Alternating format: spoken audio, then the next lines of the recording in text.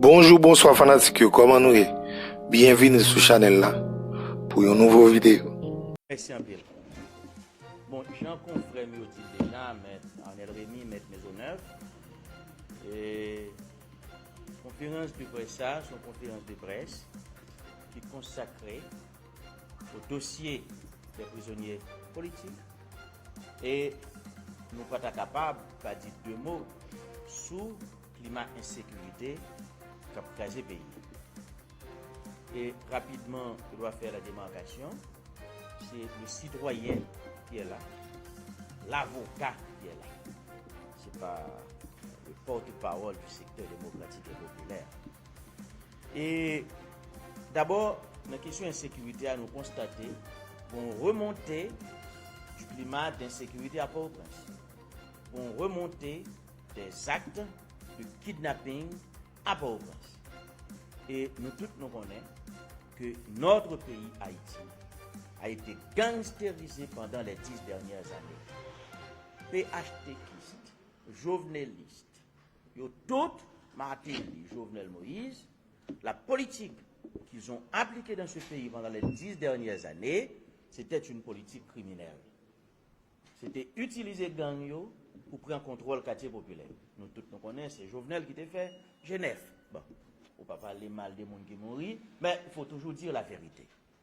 Ça veut dire que ça n'a vivre la aujourd'hui, c'est la résultante de la politique criminelle qui a été menée dans ce pays par l'équipe PHTK et alliés.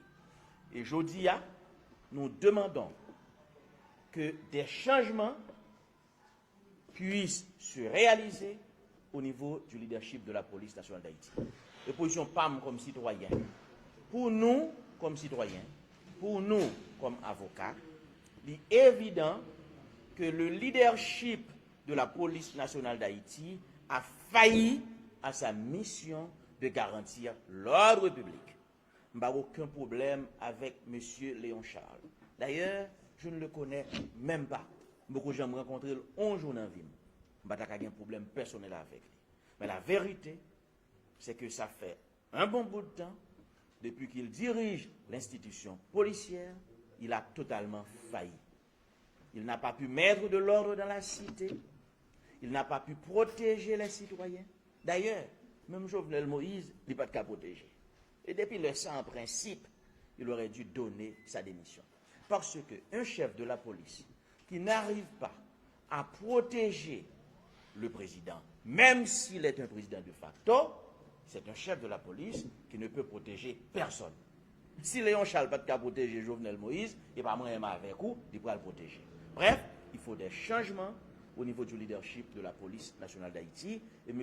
Ariel Henry, Premier ministre, doit assumer ses responsabilités. D'ailleurs, l'accord du 11 septembre 2021 pour une gouvernance apaisée dit très clairement qu'il faut gagner de changements, il faut gagner 3 lettres, il faut gagner coup de balai qui fait au plus haut niveau de la police nationale d'Haïti, que vous prenez responsabilité. Nous condamnons ça qui a passé, parce que le pays a pris en otage, il y a des groupes criminels qui ont toujours été et qui sont encore à la solde de cette équipe qui a dirigé le pays pendant 10 ans, qui continue de créer le chaos dans ce pays. Il faut mettre de l'ordre et me dire nos bagailles. Plus gros mal qui est arrivé au pays d'Haïti, c'est si c'est même monde qui vient reprendre le pouvoir encore.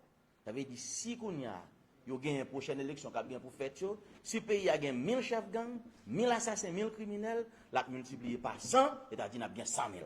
Voilà la responsabilité de la population. En ce qui concerne le dossier des prisonniers politiques, et nous tous nous connaissons, M. Arnel Rémy, M. Maisonneuve, Sotil, il y avait des obstacles sur le chemin de la libération des prisonniers politiques. Malgré tout effort, M. Maisonneuve fait, M. Arnel Rémy fait, malgré tout effort, M. Caleb et Jean-Baptiste fait, malgré tout effort, M. Camille Leblanc fait, M. Palvin, tout l'autre avocat fait, il n'y a pas de jamais capable de libérer les prisonniers politiques. Parce que quand vous intentez une action en habeas corpus, la Constitution dit très clairement que le doyen décide sur les conclusions du commissaire du gouvernement. Automatiquement, le commissaire du gouvernement pas venu, ça veut dire action n'a pas aucune chance pour l'aboutir. Et c'est ce qui s'est passé avec les différents dossiers. Quitte ces dossiers à Belson Bonnet, quitte ces dossiers à Anel Belize, Kilik, Babas, dossier Rénal Courtois, etc., on n'a pas pu obtenir les résultats escomptés parce qu'il y avait des obstacles. Claude Bedford était là au parquet de Port-au-Prince. Ophélie Vincent était là comme ministre de la Justice.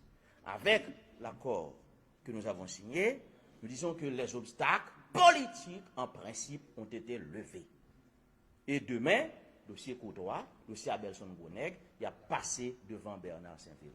Et je demande à M. Bernard Saint-Ville, doyen du tribunal de première instance de Port-au-Prince, d'assumer ses responsabilités. De comprendre qu'il c'est Rénal Courtois, ce policier qui a arrêté injustement, illégalement, qu'il c'est Abelson Gouneg, ce sont des prisonniers politiques. Il est venu le temps